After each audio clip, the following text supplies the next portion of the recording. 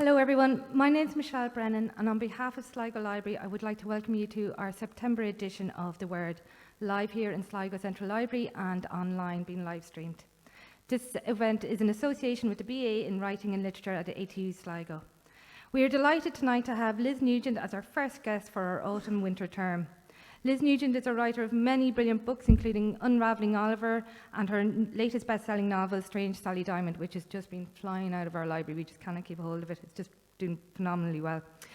Liz will be chatting this evening to our friend of the library and author, Una Mannion, who is also Programme Chair for the BA in Writing and Literature at the ATU Sligo. We have music, as you've just heard, with Niamh Crowley and Anna Houston, who are just playing some phenomenal pieces tonight. It's going to be gorgeous. Niamh and Anna are Sligo-based musicians, but are internationally recognised for their reputations. The conversations this evening will be followed by an audience Q&A, which you're all welcome to participate in, and our open mic will be moderated this evening by ATU student Roisin O'Shea.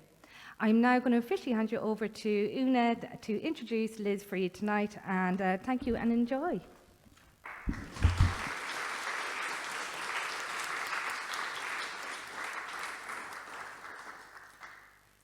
It's an honour to introduce Liz Nugent and Strange Sally Diamond to their Sligo readers. Liz's debut novel, as Michelle mentioned, Unravelling Oliver, was published in 2014 and instantly became a bestseller and won the Irish Crime Book of the Year at the Bord Gáis Irish Book Awards. And it was followed by 4 more novels, first Lying in Wait, then Skin Deep, in 2020, Our Little Cruelties, and now in February of 2023, Strange Sally Diamond. This book, up until this week, has spent 28 weeks now on the bestseller list, and spent 9, I think, at #1. It is the best-selling fiction book in Ireland this year, and is trumped only by Prince Harry's Spare in the non-fiction category as the best-selling book overall. So this book is special, and I've heard Liz say as well that this Sally Diamond is her favorite character. And just to sort of cover what's been said about the book. And we hear that Graham Norton saying Liz Nugent has outdone herself, twisted and twisty, dark and gripping, knowing no one is going to forget Sally Diamond in a hurry.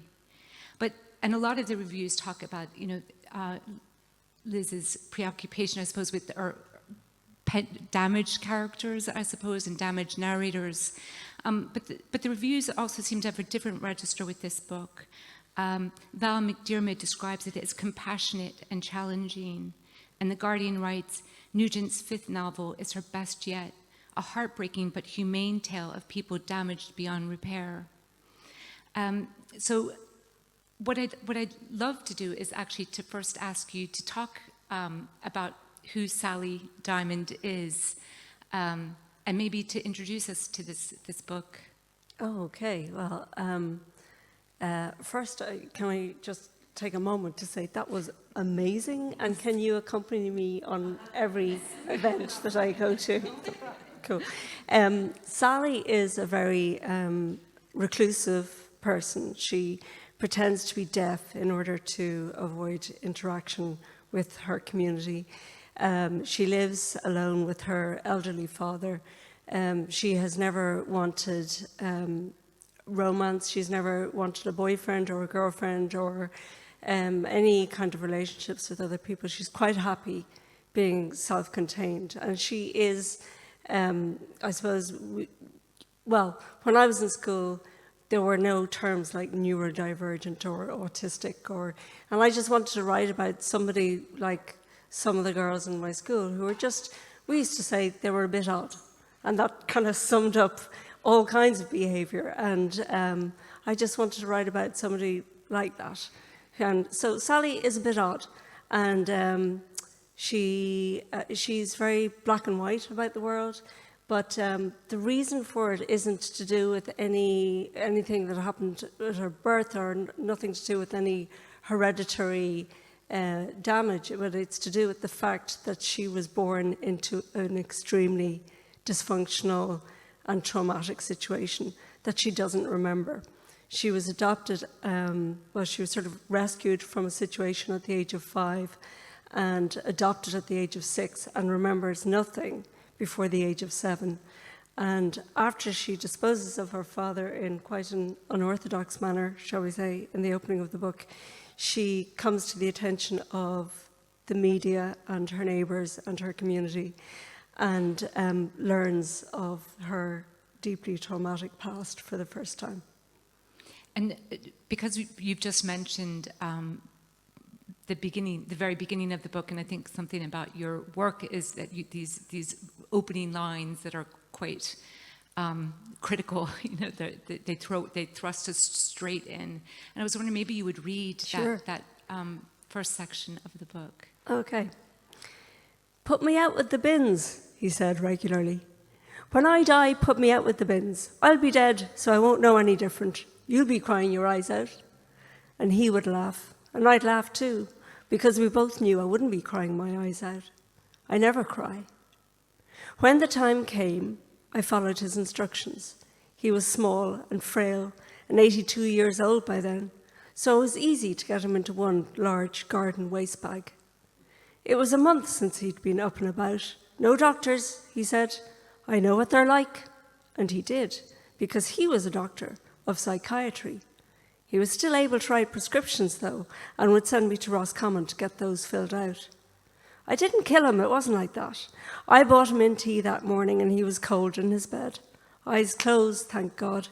I hated on those TV dramas when corpses stare up at the detective inspector. Maybe you only have your eyes open if you've been murdered. "Dad," I said, though I knew he was gone. I sat on the end of the bed, took the lid off his beaker and drank the tea, missing the sugar I put in mine. I checked his pulse first, but I could tell by the waxiness of his skin, only waxy isn't the right word. It was more like his skin didn't belong to him anymore, or he didn't belong to it. Dragging the waste bag across the yard to the barn was hard. The ground was frosted, so I had to heave the bag up onto my shoulder every few minutes so that it wouldn't rip. Once a month, when he was well, Dad would empty the bins into the incinerator. He refused to pay the bin charges, and we lived in such a secluded spot that the council didn't chase us about it. I knew that corpses decomposed and began to rot and smell, so I carefully placed the bag into the incinerator barrel and I splashed some petrol over the top and set it going. I didn't stay to hear it burn. He was no longer he.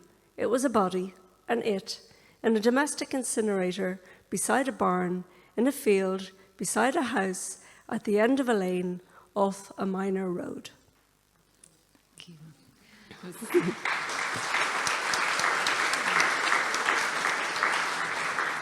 I should say, just in case there's any pathologists in the audience, that doesn't work. And it doesn't work for Sally. Where in your mind did, like we're all wondering, where did that come from? From, I suppose, people say it all the time. It's just a casual thing. And I would say it. My husband said that, he wants his ashes scattered among the 12 bens in Connemara. And I was thinking, by the time you die, the chances are we'll both be in our 80s, and you're expecting me to climb 12 mountains to dispose of your ashes. So I would jokingly say, just put me out with the bins, no effort, I'll be dead, I won't know any different. And then I kind of thought, what if somebody did? What would be the consequences of somebody who did? And then I kind of thought, well, what kind of person would? So that's how Sally came into being, because she's the kind of person that would. And did you begin, did the book begin with Sally? It began with that line, put me out with the bins. And I was wondering who was saying it. And normally, in every other book, the first line is spoken by the protagonist. And in this case, she is quoting her father. The protagonist is quoting her father. So that was kind of new for me. but I wanted her to be the person who put the person out with the bins. And I just went from there, and gradually this character appeared to me, and her behaviour was odd, and she pretended to be deaf, and she was antisocial, and she bought the same food every week. She's very much a creature of routine, and then I began to wonder why, and my mind somehow always goes to the dark side, and I've gone pretty dark in the other books, but I always think you can always go a bit darker. So I went to the very dark side to find the roots of Sally's behaviour. And would you have known and have plotted the novel first, or did you not? Did you kind of enter the story with Sally and discover what was happening as you wrote? What is that? Yeah, no, I made it up as I went along. I didn't plot anything. I didn't know about the second. There's a very significant secondary character who comes into the book. I didn't know about him until I was kind of getting bored with Sally, because Sally was beginning to be, she was doing psychotherapy and she was doing very well, and she was beginning to integrate into her community and to make friends. And I just kind of thought, God, if she's just going to get better, this is going to be a bit dull. So I introduced this secondary character who I thought, well, maybe because I couldn't tell the story of Sally. She finds out some of it through letters that her father has left behind, but I couldn't really tell her story because there's nobody left to tell it, unless I went back in time and found somebody who was a witness to some of what happened in Sally's childhood. So that's how the character of Peter came about. And can we say who Peter is? Do you want to talk about Peter and Denise? It's difficult to say who they are without spoiling it, but yeah, well, Peter is Sally's brother.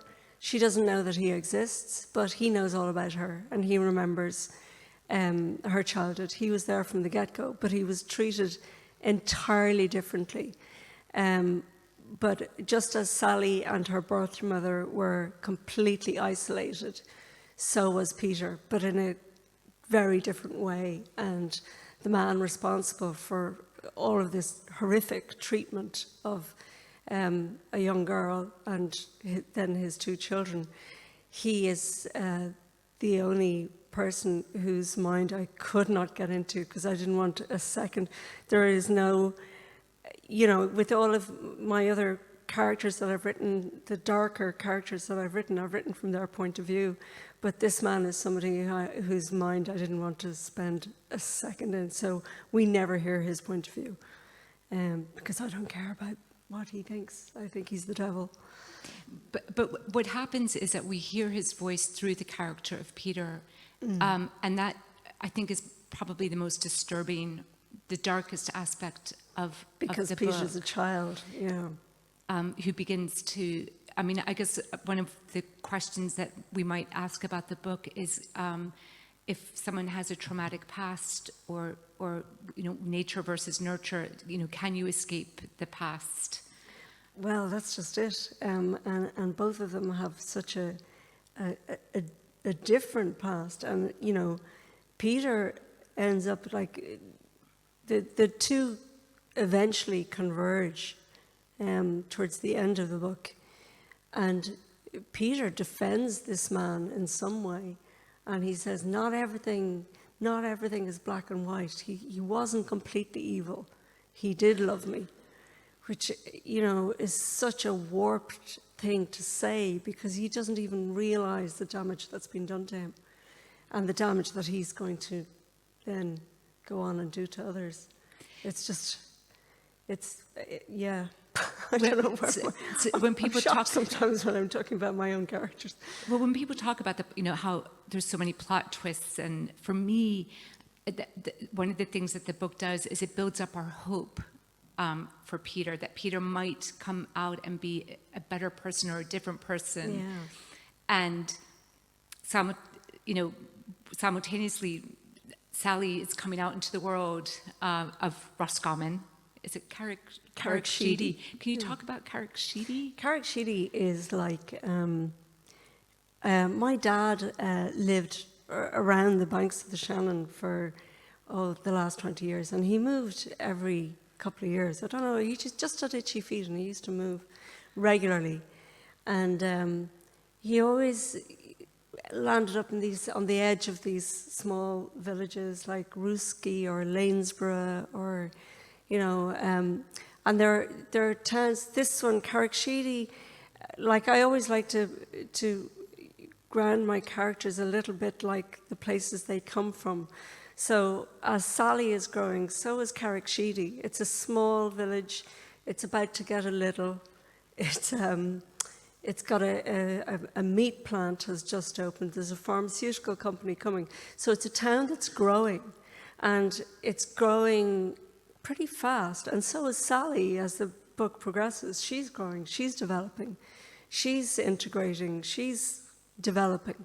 So yeah, I think that was the purpose of the town. But we all know those towns. They're one street or maybe two streets, and there's a post office, and there used to be a butcher's, but then the Lidl came, and the florist is gone, and there might be a couple of charity shops, and the local small Gala supermarket, or the Central supermarket. And it's the Gala in this case.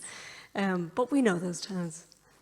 And as Sally begins, so she's a 40-year-old woman, or in her 40s, I think, yeah, who's been living with her parents all her life. And she's been encouraged to step into the world and make friends. And she's had a difficult childhood in terms of other children and those encounters, but now she's making friends in that community and being asked to trust the world.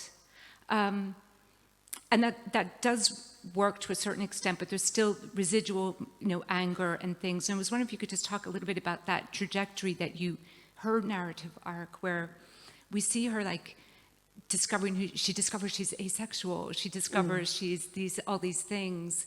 She's made friends. She has a party, but the overall, I guess, as we come later in the novel, the world seems to be failing her, or she's, and could you talk about that? Well, I guess like trust is such a big issue for everybody, but particularly for women, for women it's very hard to trust that you're going to be safe all the time. And for Sally in particular, and she doesn't know why until it's revealed to her, she doesn't know why she has such trust issues. And she's prone to, like early in the book, and actually halfway through the book, she's prone to violence when she feels threatened. Like, she's not a perfect person by any means. So she lashes out if she feels personally threatened, or if she feels that somebody close to her is going to be hurt physically. Like the teddy bear she gets, she lashes out. And, it's only through the book tracks about 3 years in her life. So it's 3 years of serious psychotherapy to get her to the point where, the possibilities for her are wide open. She can have a party in her house, but she will hire a security guard to be at the front gate, because she still has that residual thing, because she knows that the man who did this to everybody was never caught. So she's at the back of her mind, even though there are signs that he might be on the other side of the world in New Zealand, but her trust issues are never fully resolved. And then, towards the end of the book, without trying to spoil it completely, she wonders, was she right never to trust anybody? Was she right all along? Maybe she was. I'm wondering about you as the writer of that, and putting a character on that trajectory of a kind of not giving readers and it's all sewed up at the end, or a kind of distrust of the world, or not lack of redemption, but there's, you know, it's not totally redeemed at the end. I'm not really like that. I'm much more trusting. Only I don't buy stuff on the doorstep. I don't, you know when people call to the door and they want to sell you an electricity package or something, or a phone package. I don't buy anything on the doorstep. But you know, I would take people at face value. I would be I'm one of those people who kind of makes immediate friends. You know, the first time I met you, like in Listowel, was it? I think it was Listowel, Listowel, Listowel Writers Week, and immediately we were pals, and and then we did our gig in Kilkenny and went for dinner, and I would consider you a good friend now, and that's it. And this is only the third time we've met, but you just kind of when you click with somebody, you just, and I have no reason not to trust you, and you have no reason not to trust me. I hope I haven't done anything. Buy her book, by the way.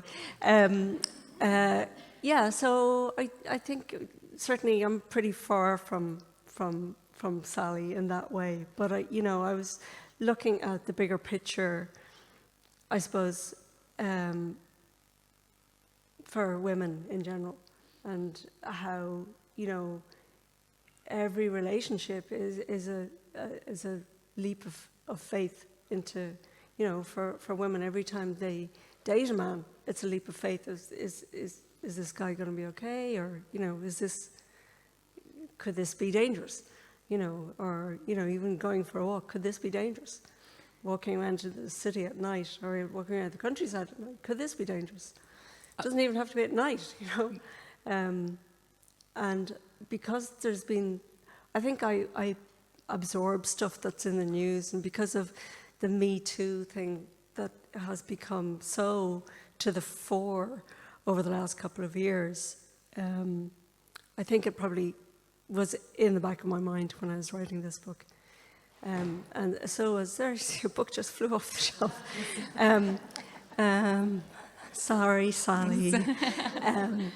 I think, I absorb what's going on in the world. And also, the book was obviously written during COVID because so many characters are socially isolated in different ways. Some by their own will and some enforced.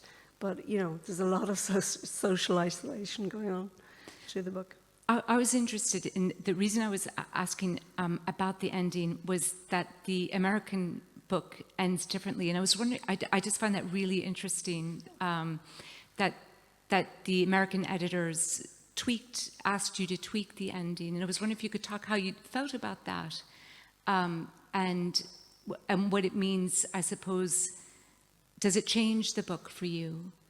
Oh gosh, it's really hard without blowing the ending, but it's not radically different. It's just a little more hope, a little more hopeful for one of the characters.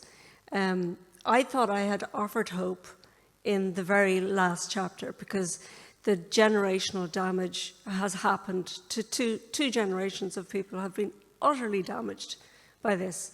And the very last chapter moves on to the next generation, and she rejects everything that has gone before and doesn't want to know, and she's going to live her life as if none of this happened. She doesn't want to know, even though there's a podcaster who, was trying to get her involved in this. She doesn't want to know. But the American publishers wanted more hope for another character. So it's 2 pages of a difference, and it's just, oh God, how would I explain it? It offers more hope, a more hopeful ending. Somebody is not going to be left on their own. Mm. And I'm really interested because I've heard you talk about sort of about noir and like an Irish sensibility, because we have this like wave of emerald noir and a lot of women writing psychological thrillers and crime. I heard you also talking about Icelandic noir, because I know you've gone there 3 times. Yeah. And I was just wondering if you, like, why are so many women, do you think, writing, in Ireland, writing psychological thrillers / crime novels? I think, to be honest, I'm not necessarily church bashing, I'm just telling the facts. The truth is that Irish women were silenced for decades. I see a lot of nodding heads. Irish women were silenced for decades, and you were stuck in marriages, like you weren't allowed to be gay, so you were kind of forced into marriage. You had no control over the number of children you had, or whether you had them at all. Up until 1972, you were actually a chattel. You were your husband's belonging in law. Rape within marriage was not illegal. So,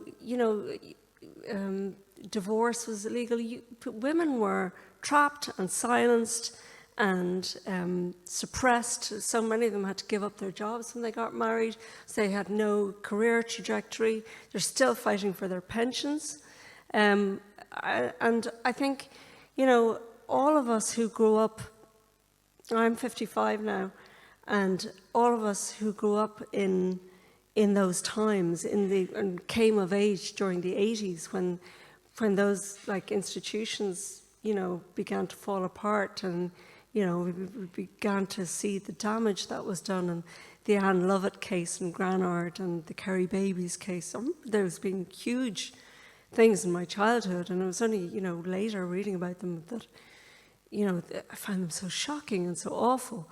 And I think all of us who grew up in that decade, that we are the ones who are writing these crime novels now, and a lot of them address these issues, and I certainly address, the laundries are part of Lying in Wait. The character of Annie Doyle has spent some time, the murder victim in the book has spent some time in the laundry because she got pregnant at the age of 15.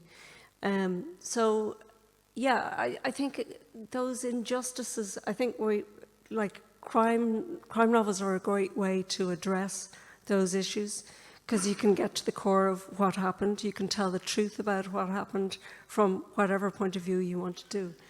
And I think, if you look at the demographic of all of those crime writers, we're all within that decade.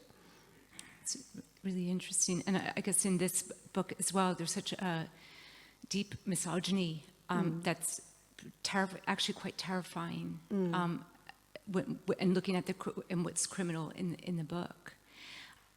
I wanted to ask you about when you started writing. So you were, I think, working in RTE, and how did Unraveling Oliver happen, and how did you start? And well, the first chapter of Unraveling Oliver was a short story that I entered into the Francis McManus Award, and that remains unchanged, actually, in Unraveling Oliver, the book. I just, when I finished the short story and I entered into the competition, I got shortlisted and I didn't get placed. But, I had raised a question in that opening chapter. And the first line is, I expected more of a reaction the first time I hit her. And it's about a man who has just beaten his wife into a coma. And we don't know why. And it's written from his point of view. He's one of the psychopaths I write. That's why it was so refreshing to write a nice person like Sally. But he does this. He doesn't explain why. There's no rationale. It's just all about him and, how he met her and how they got together. And, he's really superior, and he says some throwaway line like, oh, she shouldn't have provoked me. And you're just kind of going, this guy's a monster. This guy's a real monster. So I had to, it bothered me afterwards that I had never explained why, and I didn't know why. So eventually I kind of nailed myself to the chair and set out to discover why. And that's how the novel kind of unspooled. I went from that opening line and played it back, went back in time and went forward in time from that moment when he beat his wife into a coma to find out exactly what happened. And in fact, discovered really that the circumstances that led to that action happened before he was born. That's interesting in the context, because I've forgotten that, and Yeah. it's interesting in the context of Sally Sally, Diamond as well. Yeah, because the instigating factor for Sally happened long before she was born. And I guess that's Yeah. sort of thing of what we pass down and what we Generational trauma. yeah, and what we can change. So when you finished unraveling Oliver, and what was the next step that you found?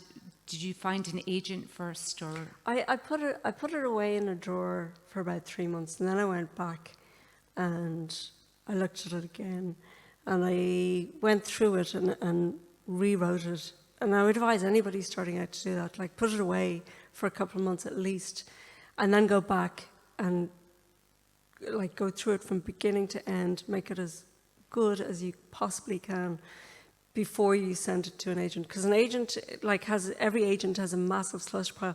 They're just looking for the first excuse they can to throw that one off the pile. So, really make it as good as you can.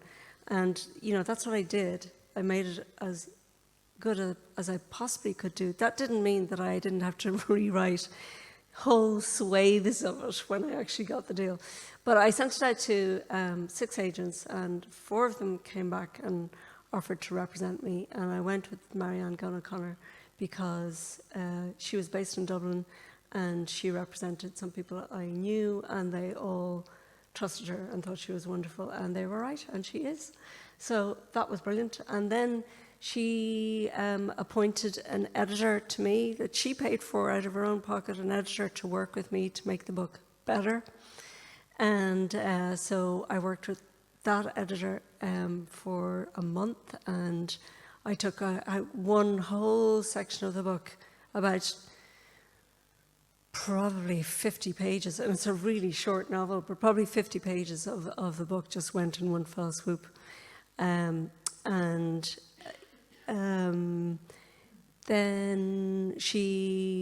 it was ready to send out to publishers, and after the 19th rejection, I asked her to stop telling me about the rejections. I said, just tell me if you sell it or when you can sell it, but I don't need to know about all the rejections, because I was just feeling smaller and smaller and smaller and smaller. And I was in that job in RTE, absolutely hating every second of it by then. Like really, I'd been there for 11 years, and really at the end of my tether in a job I wasn't particularly enjoying. And I just thought, if I can, the only thing I knew, I was saying this to you earlier on, I'm not good at anything else, literally nothing else. I can't cook, I can't sing, I can't sew, I can't walk very well, I can't, there's so many things I can't do. Writing is the only thing that I've ever been any good at. And I only know that because when I wrote letters to people, they would say, "Oh my God, I got such a kick out of your letter." And so I knew I could write good letters. I didn't know I could write good stories, but I had written that short story and had been shortlisted. So yeah, the novel, I've kind of lost my train of thought. Oh yeah, the 19 rejections. I don't know how many rejections there were in the end, but she had gone to all of the big publishing houses first, and then like back a tier, down a tier, and ended up being published by Penguin Ireland. And she had really wanted an international publisher and an international deal, but Penguin Ireland took it on. God bless them, Patricia Deavy, my editor there, and she took it on, and because of her work on it, then I had to rewrite it again with Patricia, with her very brilliant advice. So again, it was unpicking the story and unraveling Oliver, and again coming up with the title, because I had no name for the book. I had called it Fathers, and so there was a lot of work to be done on that. So I think from the moment I got the publishing deal, it was maybe 2.5 years before it was actually published, because you have to get the book right first, and that took probably 6 months. And then there's strategy meetings of when they think they're going to publish you, and you're a new writer, so they want to build up sort of a head of steam about you. They need you to write a seed and breed essay about yourself, about where you come from, where your people come from, every single thing about you, and anything that they can pick apart and use for promotion or publicity purposes. And then they have to strategize on what type of book it is. And that was the real stumbling block, because they didn't know what it was, because it wasn't a crime novel in the traditional sense that, there was no cops and robbers, there was no detective, there was no police chases, so it wasn't thrilly enough to be a thriller, it wasn't literary enough to be literary fiction, it wasn't... I think what saved it was the fact that around the same time Gone Girl and Girl on a Train came out, and they also were about these domestic stories that happened without cops and robbers. And I was able just to ride in on those coattails. And the British writer Julia Crouch came up with the term for those books, and she called them domestic noir, which I think is absolutely spot on for all of the books that I've written, that they are domestic noir. They are all about the damage that goes on in the home. Yeah, that seems like a more appropriate name. Rather, the crime. When I read your books, I know they're positioned as crime books, and that you've repeatedly won the crime book of the year. But domestic noir seems more appropriate. Yeah, but crime is a very broad church. Crime, like nowadays, like the cozy crime, the kind of Miss Marple stuff, has come back in with like Richard Osman's brilliant series, The Thursday Murder Club, and there's Alex Barkley, who's writing this really hardcore stuff set in Colorado, and she's living in Beara in West Cork, writing these really hard-bitten detective thrillers. There's Jane Casey, who's from Dublin, but sets her novels are detective fiction set in London. And, the crime genre, Andrea Mara writes the kind of domestic noir story. It's not exactly in the home, but it's about the home and about the relationships within a neighbourhood and friends and family. So, I think she'd probably fall into the domestic noir thing as well. But yeah, crime encounters so much. But I would put The Book of Evidence by John Banville into crime. I would put The Secret History by Donna Tartt into crime. They'd be horrified, I'm sure. But those are great crime novels. Yeah, and I think sometimes the categories are false. That a book can be many things, belong to many sure. things. Can I ask you? So. I just know that you're just constantly on a circuit of you've been all over the world for the last year with this book, and I'm wondering when you're writing, what your writing practice is, and what that's like when you're touring a book, how you're finding that getting time, and when you do write, how do you write? I can tell you, when I do write, I kind of have a rule for myself. Like I'll have breakfast, a very light breakfast, like a cup of tea and a slice of toast, or a cup of tea and a smoothie or something. And then I will go to my office, and my rule is I can't eat until I've written 1,000 words. So if that takes me till 5 o'clock, that takes me till 5 o'clock, and I'm starving. Or if I can do it in an hour, I'm chowing down in the kitchen in an hour. The little cruelties you do to yourself. Yeah, but the constant touring this year, I just really haven't got down to writing this year. I even booked 2 weeks in Annaghmakerrig, which is a magnificent writers' retreat in County Monaghan. left in trust to the state by Tyrone Guthrie, and it's a fantastic place. But as I realised when I was there for 2 weeks in July, it's not a great place to start a project. I think it's a great place to go if you're in the middle of something, or if you're a musician and you've composed something and you want to go further with it, or compose and bring in new instruments or whatever. It's a great place for that kind of thing. But to actually start a project is probably not the best place to be, because I spent 2 weeks there and I just slept. So tired. I just slept most of the time. And I was going back to my desk after dinner every evening and just falling asleep. Every time I opened the laptop, it was just like, it was like a everything, when they do flashbacks on television, or when they used to in old black and white movies, and the screen goes all fuzzy and it means you're going to a flashback. That used to happen to me with the laptop. Everything went fuzzy and I just fall asleep and nod off. So I just caught up on my sleep, which is, I guess, what I needed. So I do have a character, and I know who she is. I don't quite know what she's going to get up to.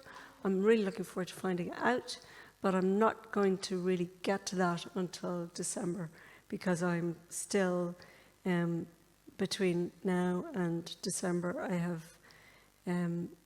Iceland, Bulgaria and Canada, and the Canada one is quite extensive. So yeah, I've still got a lot, and Ballyshannon. But it's winding down, and like I have told everybody, I'm not doing anything.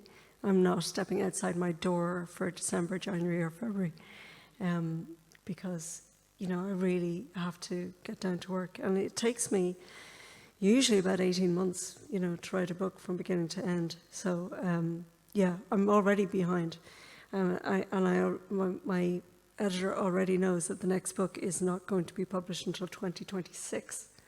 So yeah, I really have to get going on it as soon as I possibly can. And I wish you all the very best with that. I just want to say to everyone that there are books, Liz's books are all at the back of the library. The library has kindly set up a desk.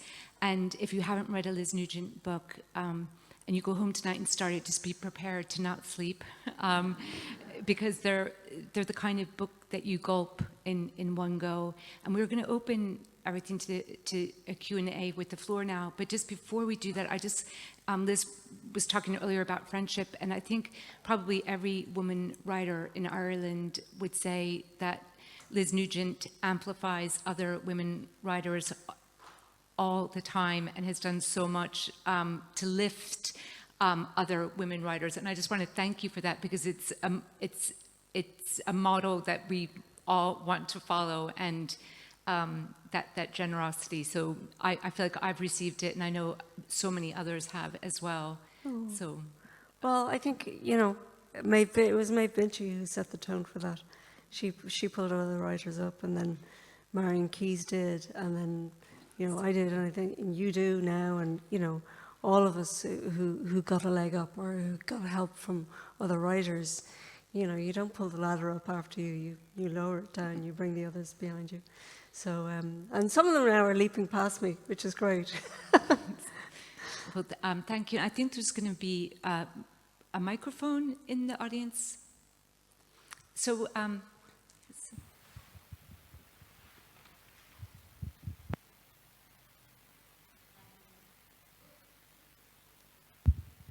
Hello. Oh, sweet. That was really interesting. Thank you so much. I was wondering, because you were talking about how your stuff doesn't neatly fit into crime, I guess, and I think in Ireland in particular, there's sort of sometimes a snobbery of like, there's literary fiction and then genre fiction is the rest.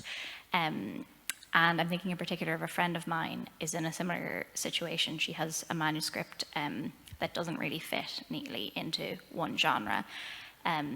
As really struggling with agents, even ones who do the genres that it's kind of close to, but isn't quite neatly. So I was wondering if you have any advice on dealing with the sort of snobbery of genre fiction and the difficulty of not slotting in neatly. Well, I think if you want to sell books and make a living at it, you have to be a commercial writer. I mean, I have said this before. I wouldn't mind if my book was in the cookery book section, as long as people could find it. Like when I set out to write a book, I didn't think about genre. I didn't know what genre I was writing. You can only write the story that you can write. And I actually thought, because I was quite snobby as well, and I had never read any crime fiction, because I'm an idiot, because I had thought it was all schlock.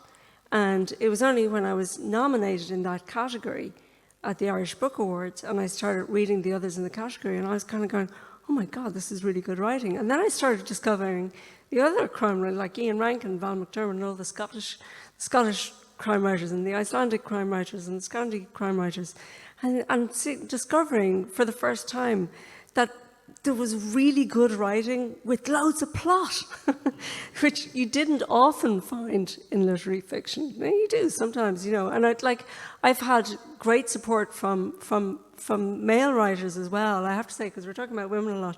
But Donal Ryan has been incredibly supportive to me. Sebastian Barry has been.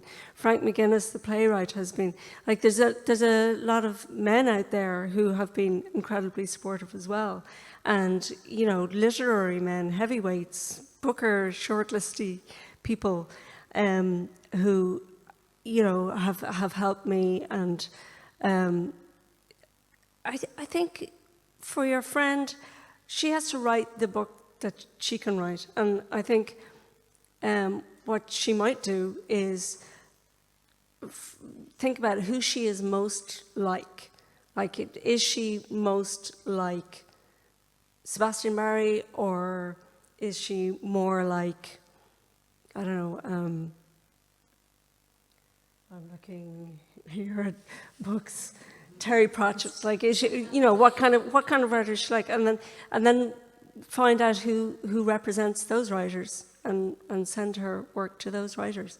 There's Writers and Artists Yearbook, which is published every year, which has a list of all of the publishers, but it doesn't tell you who published them.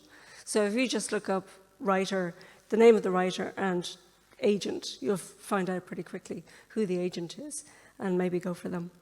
That's what I would suggest. That was a very long-winded answer, I'm sorry.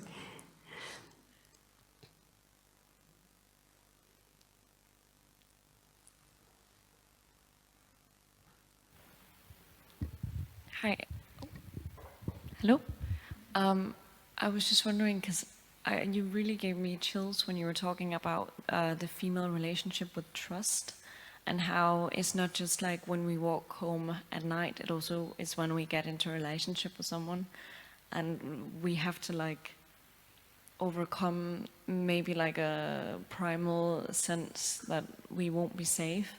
And I don't know if it's like a question as much as I just want to know, like, if you have further thoughts on that, and how you, if it's something you're interested in writing more about. No, I don't really write romances. But you know, and I got lucky. You know, I married a prince, and I think. But you know, you have to kiss a lot of frogs before you meet that prince, and you know, not all of the men. Not that there was an extensive number, but they weren't all nice, but none of them were dangerous or menacing in that way. And I consider myself lucky, and I consider myself unusual in that way, because my female friend, the vast majority of my female friends, and I'm saying the vast majority of my female friends, did not have good experiences and did end up in dangerous situations. So, yeah, it's a scary world. But I prefer not to think about those things so that I can put them in books.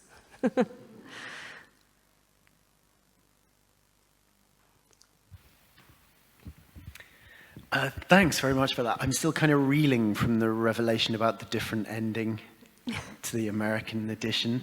And you also mentioned the extensive editing process with the first book, the manuscript. The agent paid for an editor, worked over it, and then when it was actually bought, the editor worked over that, and then the business with the different American ending.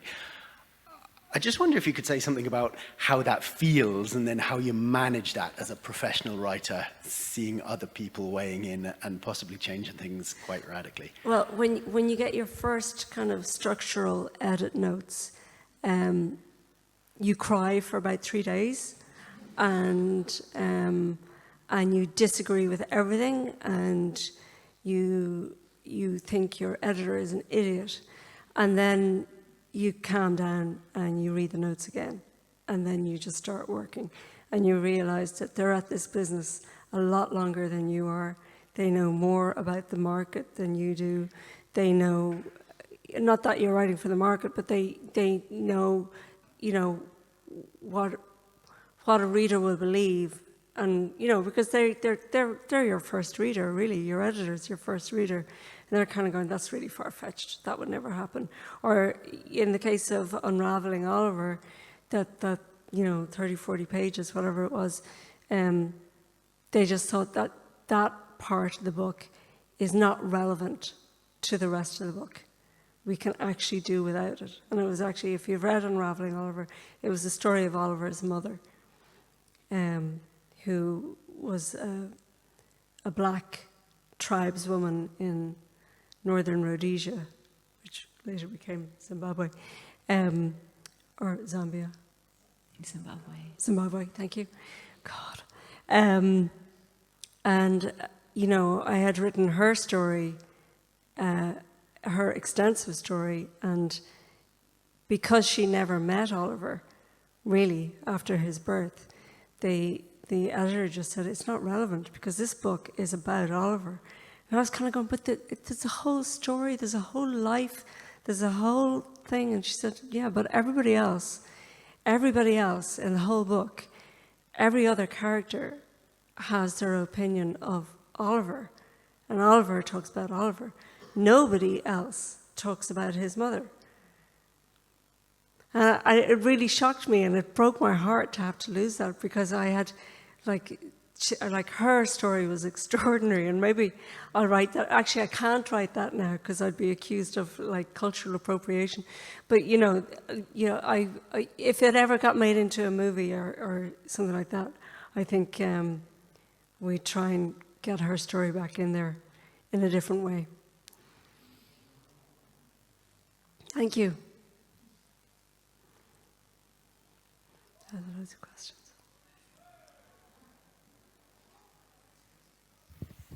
Hi.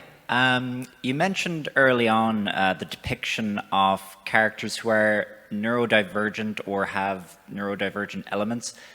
Like when writing characters who are part of a minority, was there ever a concern that you would ever misrepresent or play into any kind of stereotype, or were you pretty confident in your depiction of those, and like what kind of research went into that? I didn't do a whole lot of research, I have to say, but I literally took off my own filters and said, you know, Sally says the things that I would say if social convention allowed me to, but because I have to go along with social convention. I don't say the things, but a lot of the things that she said, like I hate Dundrum Shopping Centre, I have an absolute phobia of it, like Sally does. She's very nervous around people. I used to be very like that, very nervous around people. It's extraordinary that I'm here sitting talking to you guys, because when my first book was launched, I hired an actor to read from it because I was so terrified of actually saying anything out loud at my own book launch.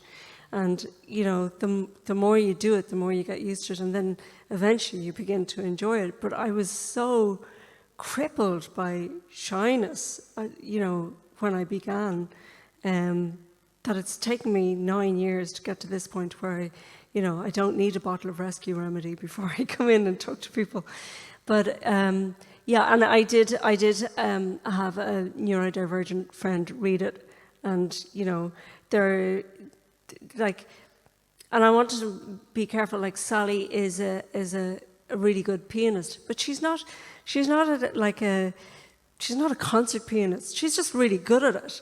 But I didn't want her to be a special genius at something and have something like in A Beautiful Mind. You know, she wasn't going to have some like incredible talent or whatever. She's just a very, very good piano player, and she enjoys it, and she uses it more as therapy than, you know, she doesn't compose. She just plays really well, and so do you. And I had a friend, a couple of friends, neurodivergent friends, who had a look at it, and my American editor, who are super careful. Oh my God, they had neurodivergent sensitivity readers, they had lesbian sensitivity readers, Maori sensitivity reader, I can't remember all of the psychiatrist sensitivity reader. I mean, I think there were 5 sensitivity readers who went through it in America, just in case I offended anybody. The only person I offended in the book was a paedophile, and I think that's okay. I didn't offend him enough.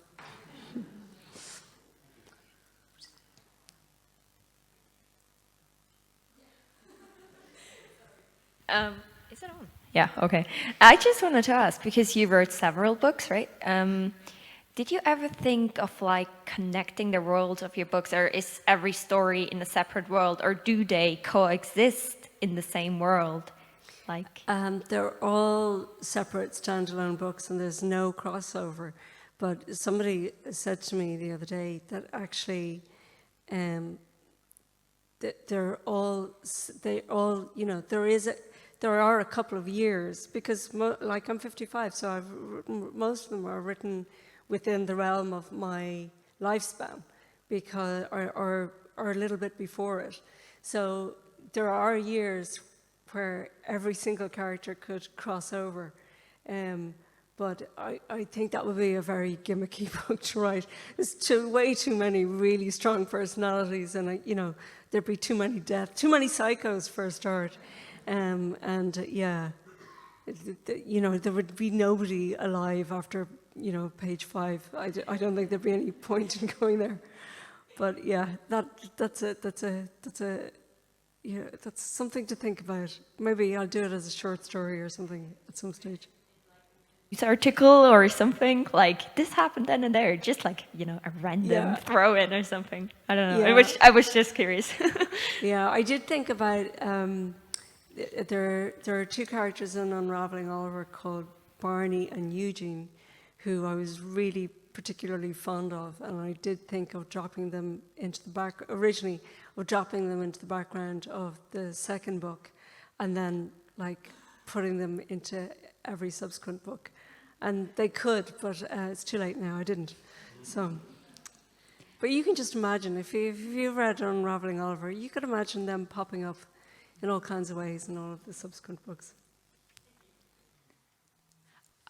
I think at this point we probably have to move to the open mic. But first we're going to have music. And just in advance of the music, I just want to say thank you to Liz for coming all the way to Sligo. And she's about to spend her first night ever in Sligo. So just to say, and to thank Sligo Central Library for hosting this amazing event. I think in January it will be 7 years. And it's such a gift to Sligo and to the ATU. And so thank you so much. And for the beautiful music. And thank you. Thank you very much.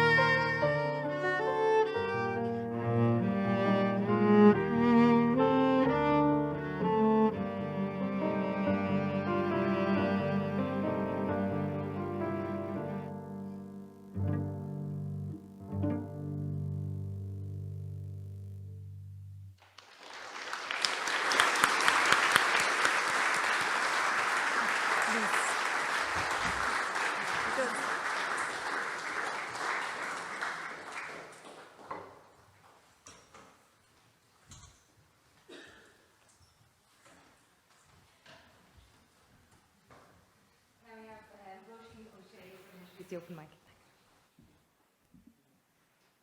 Hello. Good evening, dudes, dudettes, and everyone in between.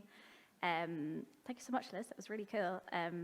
It was funny hearing you talk about trust and stuff, because the whole time you do just seem like a very trusting, open book, like incredibly genuine. So thank you. That was really lovely. And even more talent to follow. We are going to have 5 very wonderful writers, all of whom I've actually heard read before in one context or another, so I'm really looking forward to this. And the first one up for the night is Pigeon Rose.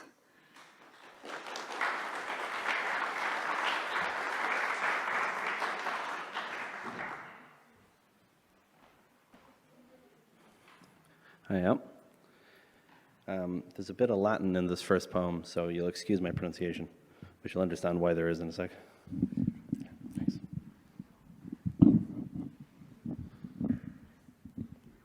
Yeah, thanks. It's called Blobfish Falls in Love with Its Reflection in the Water.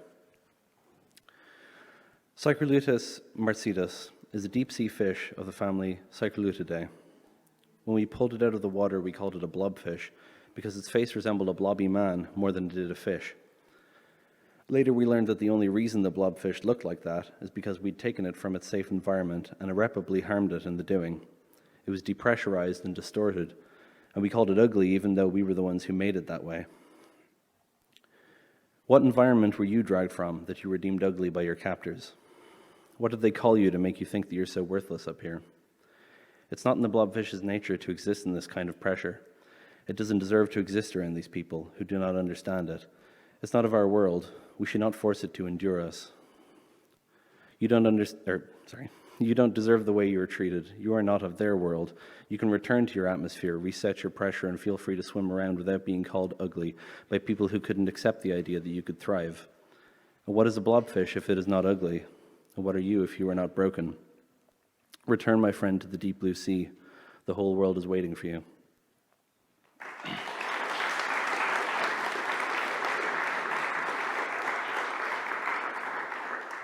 And I have a second poem here that it was written as a song, but it still works as a poem. It's just the rhythm might be a bit weird when I read it out. I don't know why there's Greek references in both of my titles here, but this is Eurydice and My Recommended Friends. Sometimes I don't think about you at all, and sometimes I barely stop myself from calling you out of the blue and asking how you are. Do you still go to the zoo? Do you still drive your car? but I knew a specific version of you back when we were younger, our whole lives in view. Does that person even exist anymore? Does that person dream I'd show up at their door, like I always said that I'd always do? But I really didn't always know you, so I'm still in love with the you in my mind, but if I looked, that's not who I'd find. I see you pop up in my recommended friends, and I think about when our conversations ended so long ago. Just drifted away. I guess there just wasn't anything to say. But every time I see you, my mind lights up, because I never thought that I would grow up. I think about how it could all have changed, but that's not who we are. We're both not the same. I want to reach out and say I still love you, but I don't know if I can make it true. So I'll keep you safe at the back of my mind. If I don't turn around and look, you're to see still walking behind me. Thank you.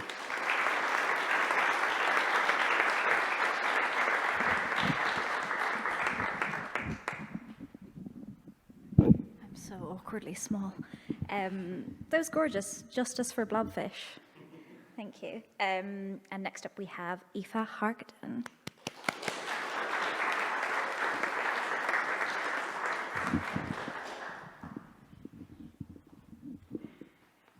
Hello, this poem is called Office. It's after one of my favourite places in County Sligo. I tread the soft carpet of grass, daisy chains of memories whipping like the wind around my ears.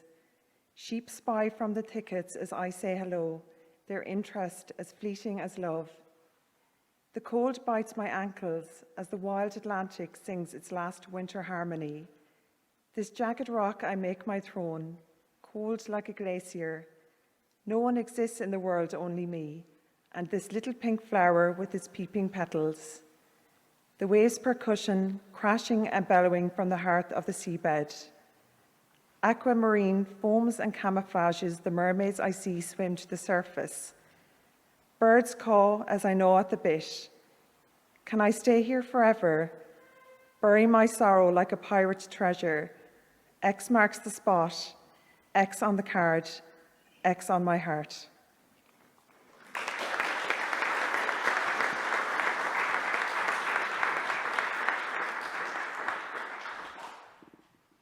That was such a beautiful little vignette, Aoife, thank you.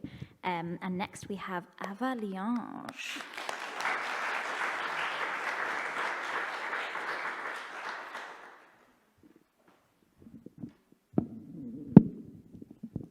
Thank you. This is a poem I wrote during the summer. I don't really know why I wrote it, but I did, so I'm gonna read it. It's called The Painted Women.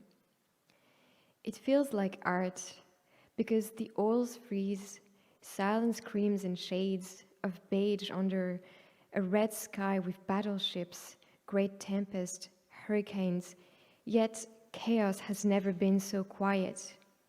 Their flesh is as bloody as a burning forest, yet as still as marble. Fixed, endless pain, dry tears, gasping, time indifferent to the dust over the paint, bleaching colors without ever erasing the drowning face among lilies. They will contemplate muzzled stories of 1,000 quiet deaths, smile to themselves, and call it beauty.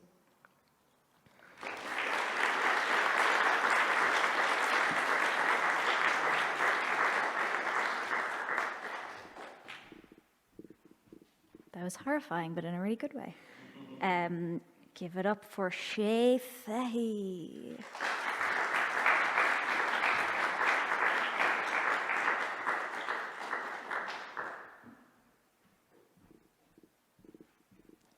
Hello. So in my tradition of unorthodox hobbies, I've gotten really into barbershop quartets lately, so I wrote a story about it. This is called Pitch Meeting. The key to a harmonious life is a strong role model, says the lead. Why, without a rallying point, neither passion nor righteous fury would have any direction. If not for the lead, you'd be dancing like a headless chicken and sound about as good as one. The bass rebuttals with deep disapproval. One cannot live a harmonious life without depth of soul and character. Before you go charging, scissors drawn into the fray, ask yourselves why. Life contains far too many notes to be expressed in a single, uniform chant. The tenor chimes in. Both of you are wrong. Your goals are only ones of self-interest. How might I be remembered. My philosophy is the only correct interpretation. What you're all failing to see is that a harmonious life is living for more than just yourself, but in aid of a greater collective purpose for the common good. The baritone rises from his chair, hair still glistening from the stylist's spray bottle. You, tenor, speak with hypocrisy, as you too have a supposedly harmonious agenda. In the time you've all spent arguing, we could have been practicing the harmony we already have. The other three singers looked to him suspiciously before they all said in perfect unison, "But surely, baritone, you live by some ideal. Have you no agenda of your own?" He considered them for a moment. Offer support when necessary. Round out a good tune. Petty squabbles are off-key. The lead was the first to say what they were all thinking. But how can you claim to live harmoniously when you don't know the correct path? The baritone smiled. You'll know you've got harmony when it sounds right to you. And on that particular note, shall we? The four emerged from behind the curtain, and the crowd cheered as four united hearts began to sing without missing a single beat.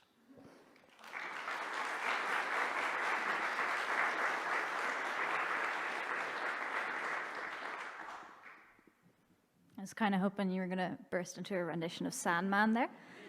Do all four harmonies. And last but certainly not least, we have Mary Lavin.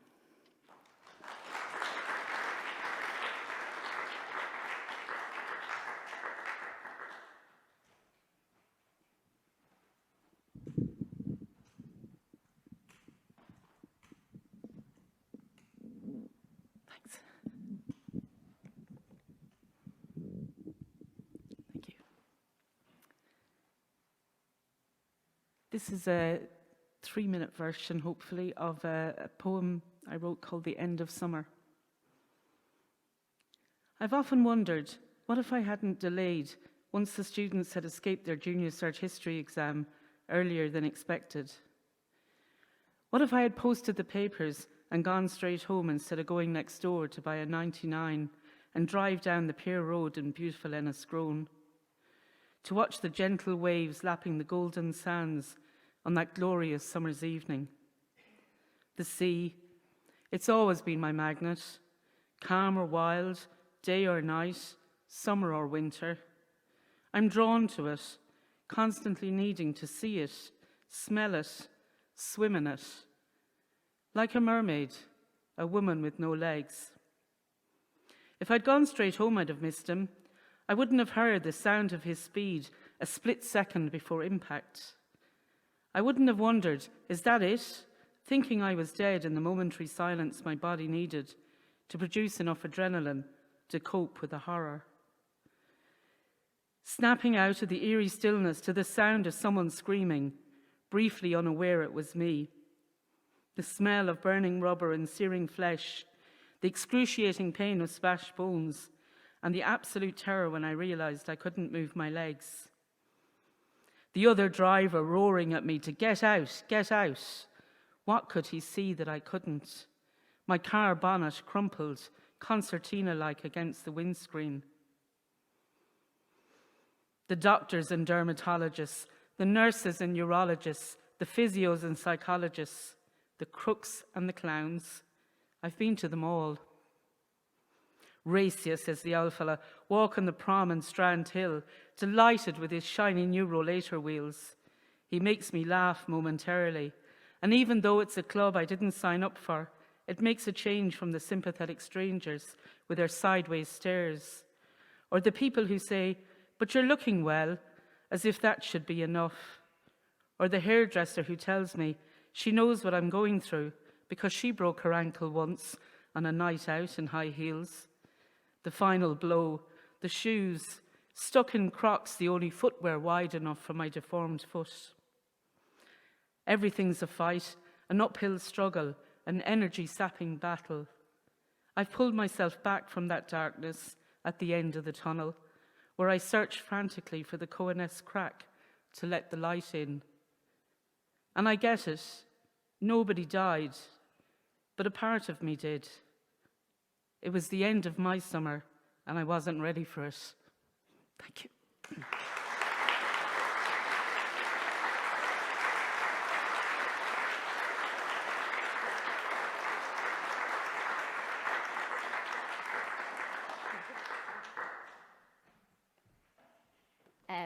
That was incredible, Jesus. Thank you guys so much for being brave and reading. I am just going to very briefly do a wee little shout out about Scrimshaw, because myself and Kate Dowling, hi Kate, she's at home, are co-editing this year, if you haven't heard of it, ATU's Journal of New Writing and Visual Art.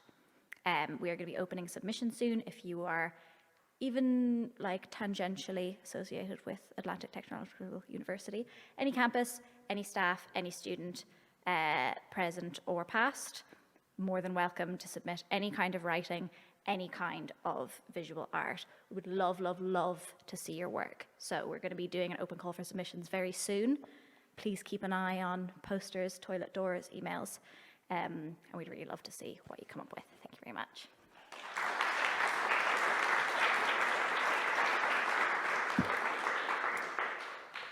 Right, everyone, I just want to say a massive thank you to Liz and Una for this wonderful evening, amazing conversation. And I think we'll all be rushing home this evening to Google the alternative ending. I think that's amazing. I can't wait to find out what happens. Like so. And thank you, audience, for contributing your questions as well. I'd also like to thank our open mic guests who have been just brilliant this evening. It's just such varied writing. It's been unbelievable and really honest writing. It was really lovely to listen to. And even for everyone as well for coming out tonight in such a stormy, well, not as stormy as the rest of the country, I don't think, but a very rainy night. Thank you for coming in. And also the music tonight provided by Anna and Niamh was just mesmerising is the only word I can say. It's just been amazing. Before I hand you back over for the final song, I just want to tell you of a few upcoming events in Sligo Central Library. So on the 4th and the 11th of October, we have a two-part creative poetry workshop with Terry McDonough, and that's beginning next Wednesday, and it's completing the following Wednesday. So any creative writers or anybody interested in history, if you'd like to take part in that, you can let us know at the desk. And we also, if anybody has any young adults or children in the house over 13, we are having a two-part young adult creative writing workshop with Sarah O'Keefe, and that begins on Saturday the 7th of October as well. Our next edition of The Word will be taking place on Wednesday the 25th of October at 6:30 p.m. and it's with Kevin Curran. And I'm now going to hand you over to Anna and Niamh. Oh, before I go, I just want to say, if you want to sign up to find out about future events in the library, we have a list at the desk that you can put your name down for. And library are selling books at the back as well if you want to pick up some books. And Liz is going to be signing books here as well when we're tidying up, so you can come up for that. So now I get to finally hand you over to Anna and Niamh, and we're going to listen to Tchaikovsky's Autumn Song. So, Gura Mágad agus Slán. Thank you.